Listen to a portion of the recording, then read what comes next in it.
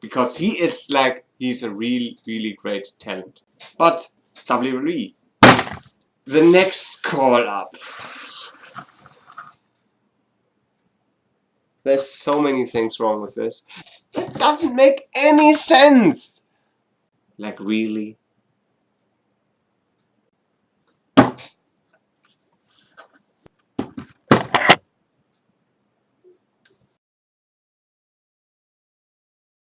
Hello, my name is Dan from WrestleVision. Today we would like to try something new here.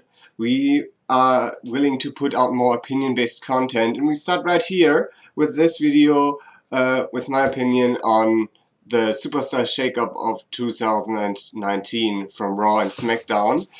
And well, let's dive right into it, because we have these certain moments in a WWE calendar year, like the Royal Rumble, WrestleMania, the night after WrestleMania, the Shake-Up, and yeah, maybe SummerSlam, where we as fans can hope for things to get changed a little bit, to hope for the better if the follow-up months were not as great as we hoped for.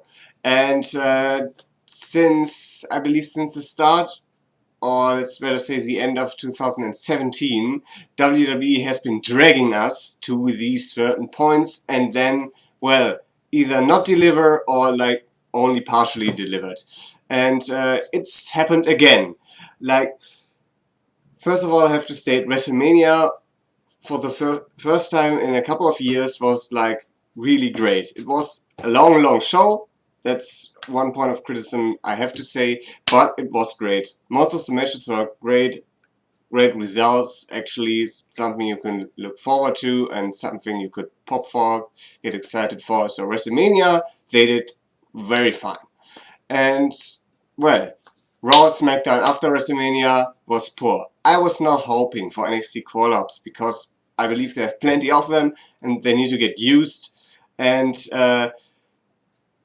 so they didn't even try to do something different. They had just a bunch of tag team matches, did something here and there with Lars Sullivan, and that was it.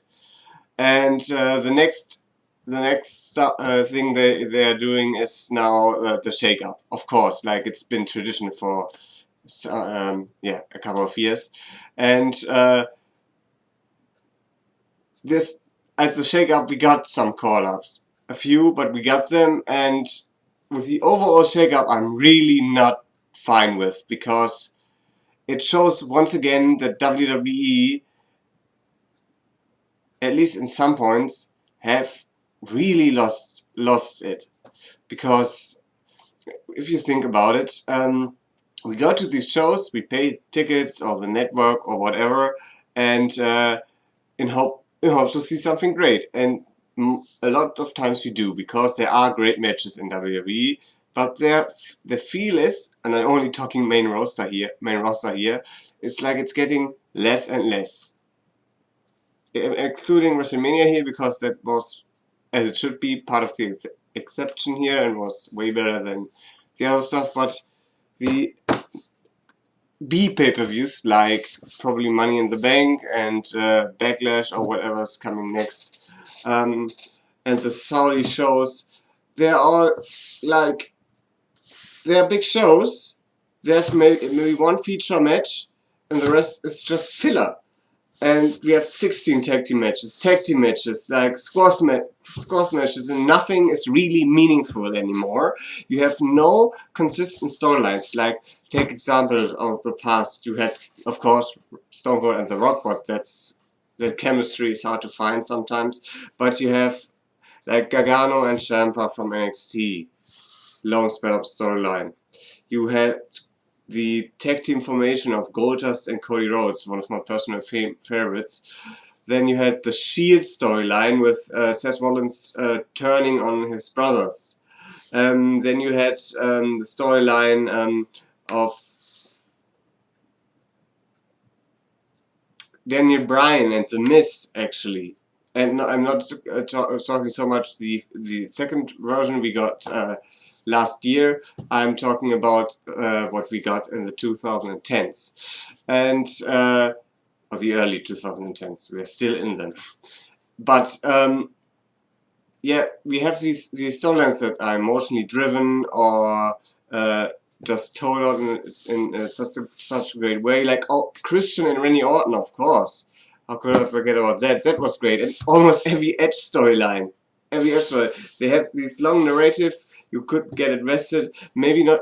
Maybe these storylines didn't only focus on one Superstar A and Superstar B. We got like different variations. One character gets a storyline and he faces this guy and that guy and this guy. And so you look forward to the next episode of Raw and SmackDown. And that part of the show is getting less and lesser. Raw and SmackDown are not investing in building up anticipation towards the next anymore. Even in the shows right before the pay-per-view. They don't do that anymore. These so-called go-home shows, I feel like they do not exist anymore. Just every week I tune into Raw. It's Baron Corbin, Bobby Lashley, and Drew McIntyre, or some variation of it, doing something. Baron Corbin getting a backstage segment, he's getting a promo, and he's getting a main event match. I mean, Baron Corbin gets great heat, and he shouldn't be off the show. He should be featured because he has some kind of appeal, but it's always like a template. You get Baron Corbin has to have this, that, and this, this, every damn week. Like it's every time it's the same, and I'm pretty sure most of you don't come to the shows to see Baron Corbin do all of this or watch these shows, or like I believe that's the mindset of WWE. Most of you don't come and wait till Corbin gets beaten, because Corbin gets beaten quite a lot. So there is no anticipation and Corbin finally gets beaten because he's such a bad guy. That's also non-existent. So rather than use Corbin in the great mid-card storyline, they put him in the main event, like always, and nobody else is getting an opportunity here. There are plenty of great heels on Raw, like Mojo Rawley, would maybe benefit not in a main event spot, but also be like featured somehow. But that does not happen because they stick to one thing and they milk the cow like it's done for.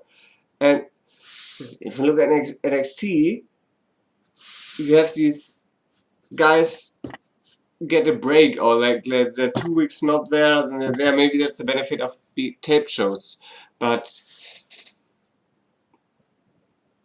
you have to offer something, and you especially, please, WWE, you have to just stop dropping these storylines then as well, because you have like great storylines in place for Kurt Hawkins and Zack Ryder against the Revival, and then you drop it, and then eventually Hawkins and Ryder become champions anyway, and then the next night they're jobbing out, like in this 8-man tag team match. And well, how are you supposed to invest in these characters and storylines? How does anticipation build? What are we looking forward to these days?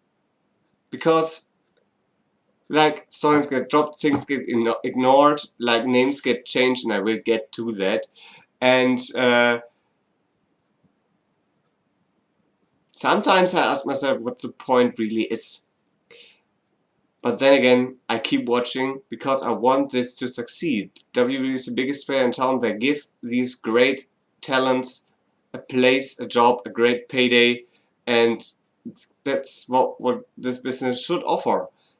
But sometimes it's really frustrating just to watch the show, and there should be some understanding on both sides that people are not always trying to moan about WWE on Twitter or in formats like these, because WWE has, like, everyone in WWE, this is the best roster they ever had. Everyone is super talented and could put on just a 5-star, and I hate these 5-star terms actually, but like really great match. Everyone in that roster. And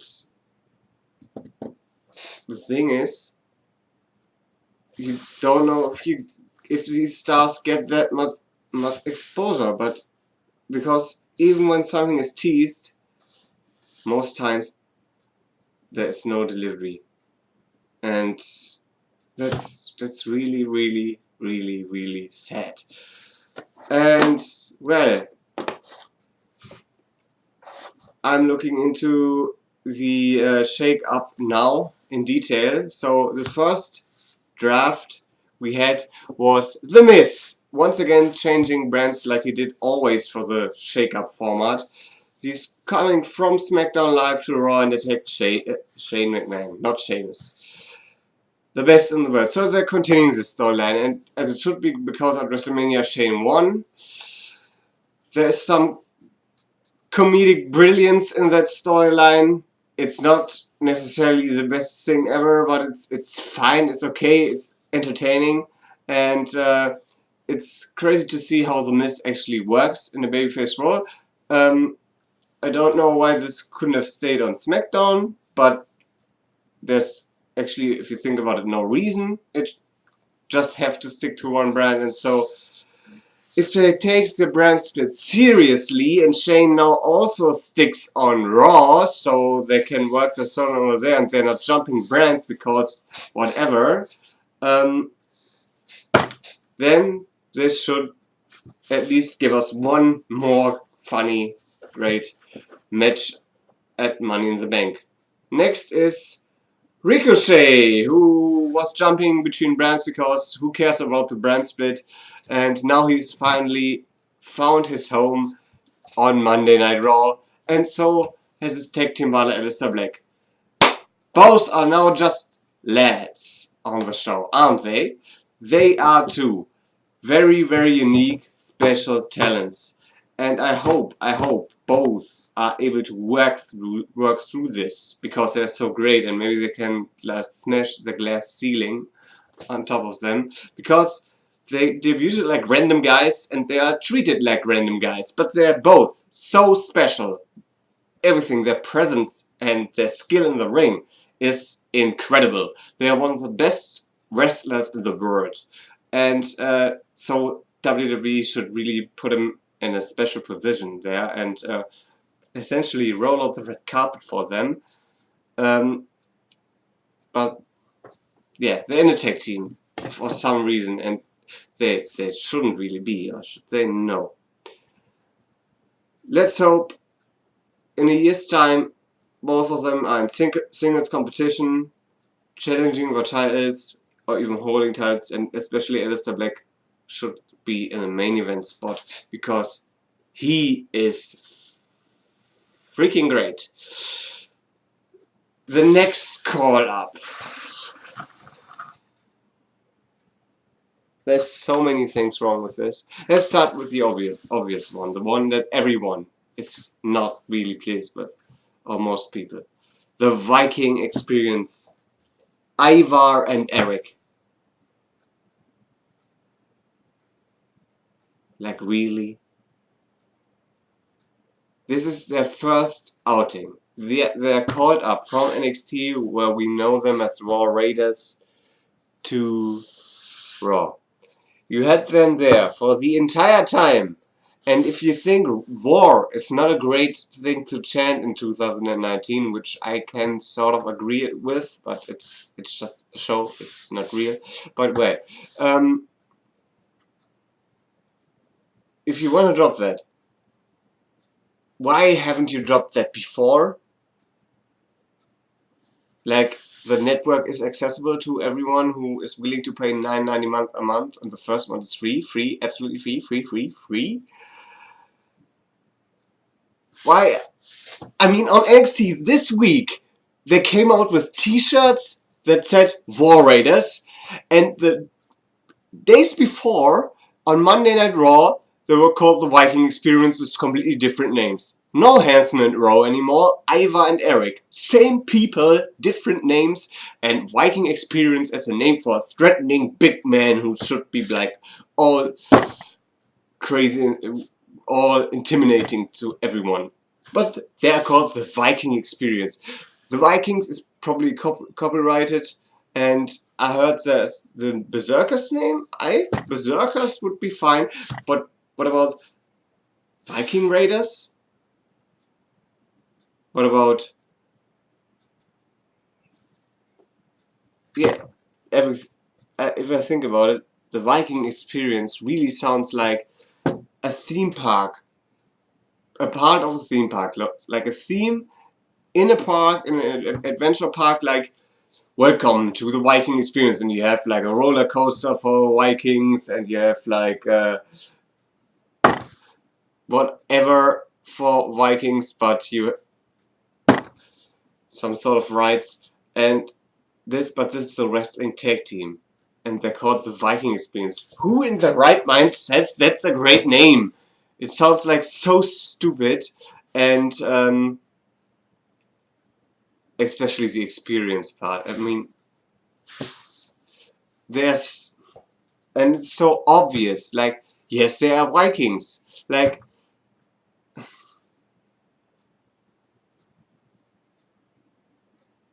you don't call the New Day the positive experience. You do not call the Revival the throwback wrestling experience. I really are. It's hard to take them seriously and invest in them because they already got a bad reception by a lot of people. Because they are seeing these guys, seeing the name, and they say, I believe the match hopefully made up for it, because that match was pretty good. But if they're gonna do it, right? That's the next thing. They're gonna hammer in that name, like Cole and Grace and Renee. Probably not so much because she's not really talking on commentary. They hammer in this name. They're always going to say, like, every second sentence, Viking experience, Viking experience. I'm already sick of it. Oh man.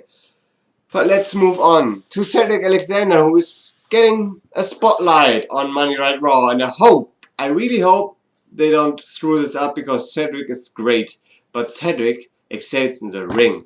Not so much in his mic work, and not so much with with his presence, but in the ring.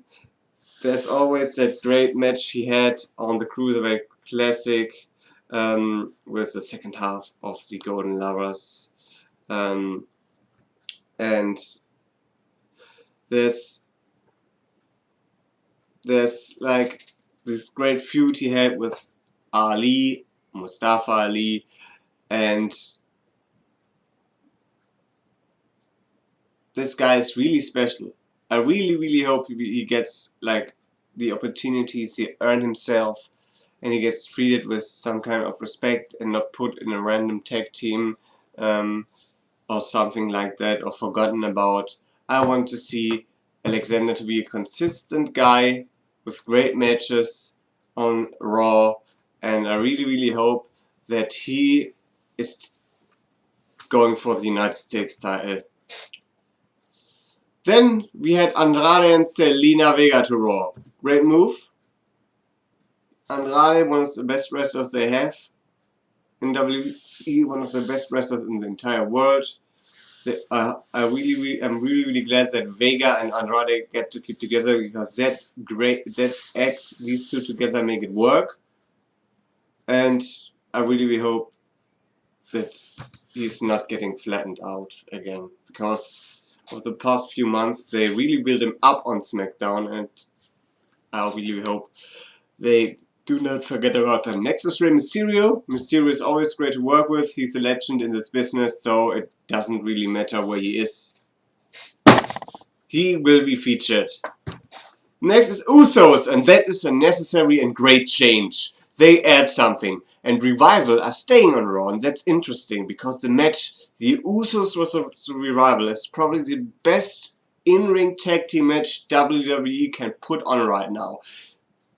I know it's not going to happen, but imagine these guys going like for 25 minutes straight, like in a great, high, fast-paced, cutting the ring in half, chop blocking match. Like these, and the storyline they could build, like the Usos are high flyers, and Revival are all about no flips, just fists, and that feud. I'm very much looking forward to that. And add in that Ryan and Kurt Hawkins, who are finally tag team champions, into the mix, and you're going to have something great there. So that's a great shake-up, actually. Then we had Naomi to Raw. Naomi hasn't been used right for ages right now. She won last year's WrestleMania Women's Battle Royal, the first ever, and it hasn't been really mentioned since. And it's a shame. I really hope she isn't just there to support his her husband, because and they didn't want to split them up to keep them happy. That could be a reason, and that would be really sad. So I really hope they have plans for Naomi, but we all know they probably do not. So the next draft. The next draft is getting me really not angry anymore, because it's just sad. Eric Young is coming from Raw to SmackDown Live, effectively splitting up Sanity.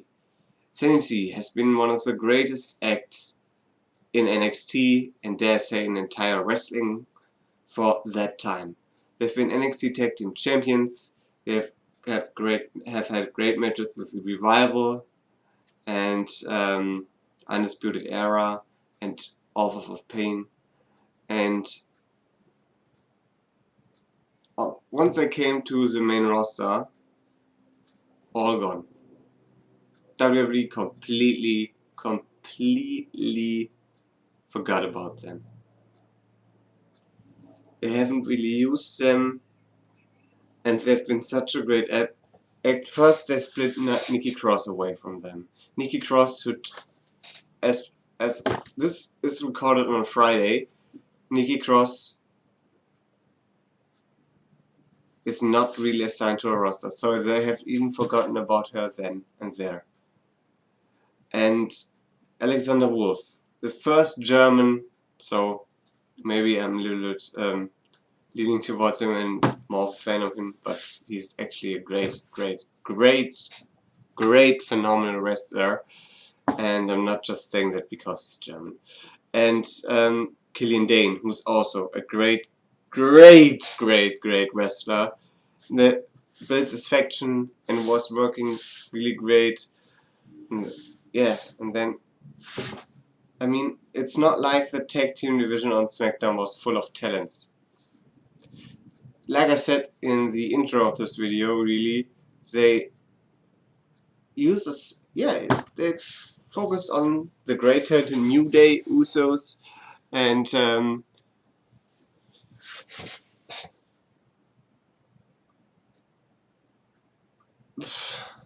that was the tag team division, really. And now we have, wow, this is really sad.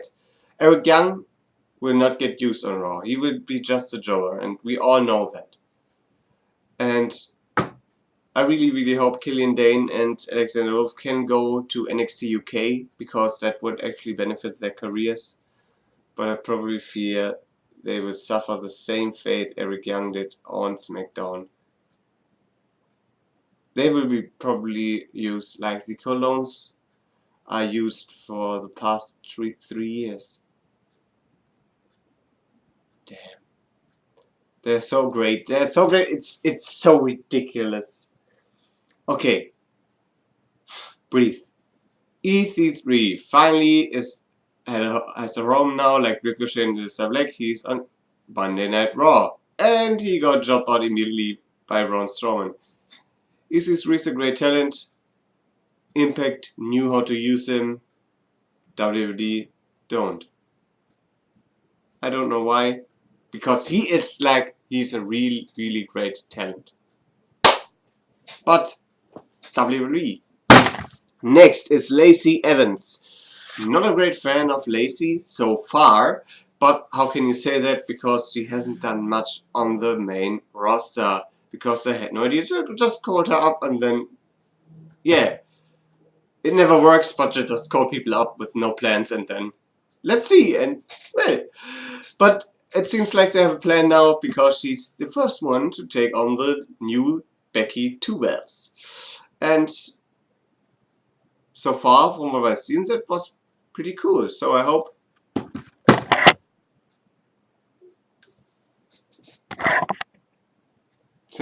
that that Lacey Evans is able to carry that weight, and we get a great match out of this. Then AJ Styles to Raw as probably the main draft pick, and that's a great move because AJ has practically done everything he can on SmackDown, and now he's on Raw, and I hope he will be Universal Champion in the course of the next year. Maybe even turn him. I'm a fan of AJ, he's one of my favorite wrestlers, and yeah, phenomenal. So he is probably the best one Raw got here, and yeah, but the show itself, the Shake-Up show, really underwhelming. Really underwhelming. That's probably why I got a little bit quieter, because I probably reviewed the show back in my mind, and boy, it wasn't good. But let's move on to SmackDown. Finn Balor is coming to SmackDown Live, and he's the Intercontinental Champion, which means United States title and Intercontinental title are now on SmackDown. Question mark. Answer is no. Samoa Joe, the United States Champion, is going to Monday Night Raw, but he was out with the flu this week, and all reports are saying Joe is going to end up on Raw, because actually there is no point having both mid-card titles on one brand. So Joe is moving over while Finn is to SmackDown, and Finn to SmackDown is great, and I really hope that that Luke Gallows and Carl Anderson stay on and they put them in the team. Just do it, WWE. Do this thing. We want to see it. It's going to be great. These three guys, they have great chemistry, and just do it. Just entertain us with this. Then Lars Sullivan, who appeared on Raw and SmackDown, yeah, to put him on Raw, and then they put him on SmackDown. That doesn't make any sense. But they did it. At least he's not doing the flying headbutt anymore. So Ember Moon is from SmackDown Live to from Raw to SmackDown Live, and that's the great. She already stood up against Becky. Then we had like everyone is coming out again. That stupid segment they do sometimes, and yeah, Ember Moon seems to be they hit the reset button on her, and I hope it's going to work out for her. I never connected with Ember Moon, but there is something about her. There is something that hasn't shown yet.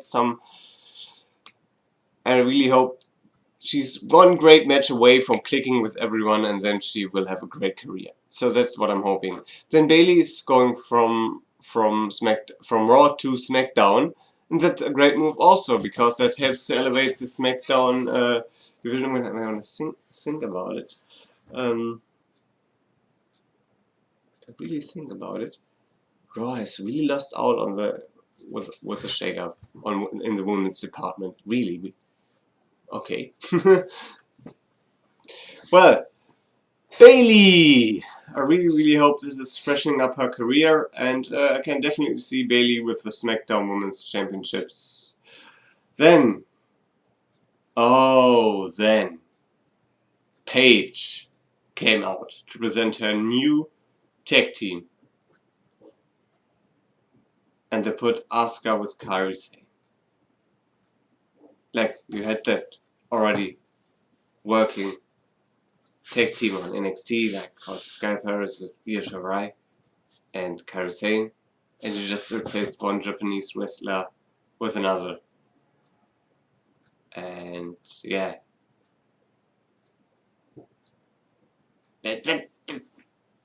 Come on! Io Shirai is way better than Kairi Sane.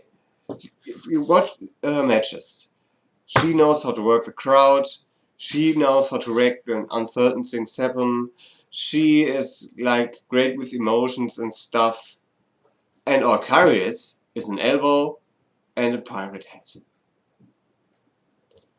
And it probably would have been better if you just put them out there together.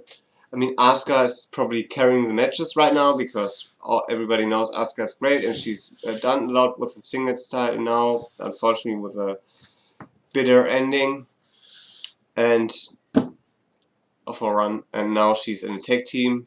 Makes sense, but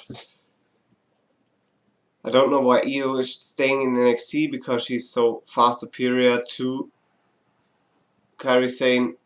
Maybe a 3-way would have been better, or just Io and Kairi, or maybe even Io and Asuka, but that would be as strange as that what we got now. And they put Paige with them because mic work, language barrier, I believe. And it's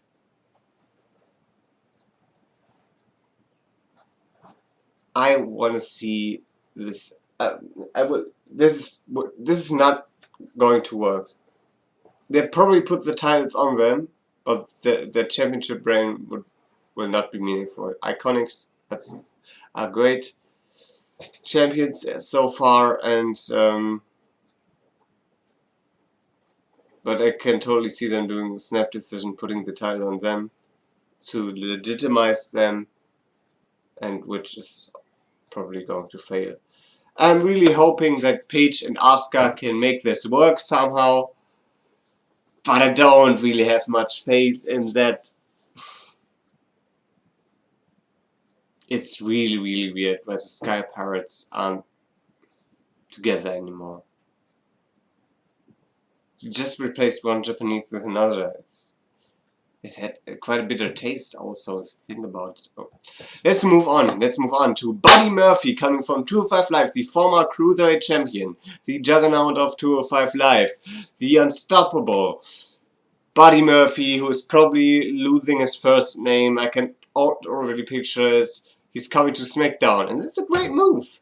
Buddy is able to put on great matches, as you probably have seen against the Velveteen Dream on NXT this week, and I'm really looking forward to Buddy Murphy. And then Vince McMahon himself came out to announce the greatest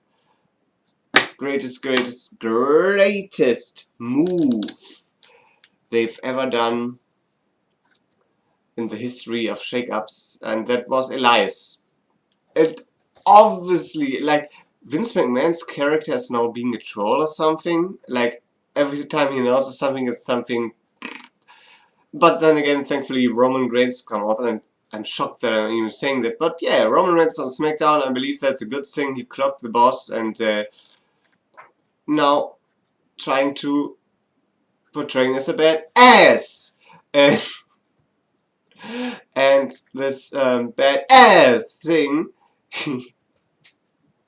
he is probably finally there where he should be, and I can totally see him winning the W title now, and I'm not mad about it. That's fine. It's not awesome, but it's fine. And Roman, with AJ Styles being on Raw, Roman helping out on SmackDown, that's a great move. Then we had some drafts that weren't announced on the show, but happened anyway because why tell your audience? Like they told their audience on WWE.com. Chad Gable splitting up the tag team with Bobby Roode because he's gone back to SmackDown, probably not getting used there, and at the same time, Bobby Roode is not getting used on Raw, and the tag team wasn't really working anyways, but they built some storyline up now with turning them heel, but they split them up anyway because who cares, like. Then Liv Morgan is going to SmackDown, splitting up the Riot Squad, and the Riot Squad have been a great ad, probably the only legit tag team in the women's division right now, with the Iconics, and it's been working, but they run them to the ground with constant build-up matches like squashes, and yeah, now the tag team is over and nobody will care, and maybe Ruby is able to stick out of that. maybe Liv Morgan, poor Sarah Logan. I was really into her winning the Women's Battle Royal this year. Yeah, Mickie James is coming to SmackDown. Maybe that would be. I can see Mickie James having great matches to elevate other talent. Apollo Crews is coming from Raw to SmackDown. They're probably not going to use him, which is a shame because he's got it all. And Heavy Machinery is coming from nowhere to SmackDown. That's a great move. Ducky! I'm a really big fan of Otis, as we all are at WrestleVision. And yeah, so okay. So that was a shake-up, and it was really like they haven't built any storylines. Both Raw and SmackDown, the shows itself were like pretty boring. And once again, you looked forward to WrestleMania, which delivered. Then you look forward to Raw, did not deliver. Then you look forward to SmackDown, did not deliver. Then you look forward to the Shake-Up episode of Raw, did not deliver. And then you look forward to the SmackDown Shake-Up episode, did not deliver. So, and go further back, the go-home shows before WrestleMania did not deliver. The shows before that did not deliver. So, maybe something crazy is happening next week and everything will be fine. They're setting up storylines that go like really deep, and we are all invested in that, and we can invest in the characters, and they follow through, and it's going to be an epic culmination somewhere down the road. But I don't have much faith after these 2 weeks now, especially. It all feels like really flat, with no direction, and it's just the 3 letters, S-A-D, sad.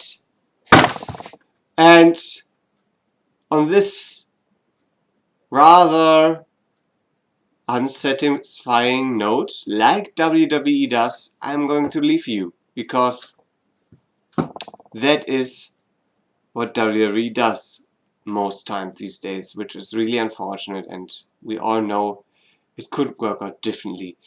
Well, if you like this video, please click the like button, subscribe to the channel to look out for more videos, then follow us on Twitter at WrestleVisionYT, and visit the website. It's wrestlevision.wordpress.com for some other articles there, and don't forget to put a comment down below. Put a comment in the comments down below to tell us what you think, what could be done better about this video. Do you love this much of negativity? And tell me how wrong I really was with everything. Bye!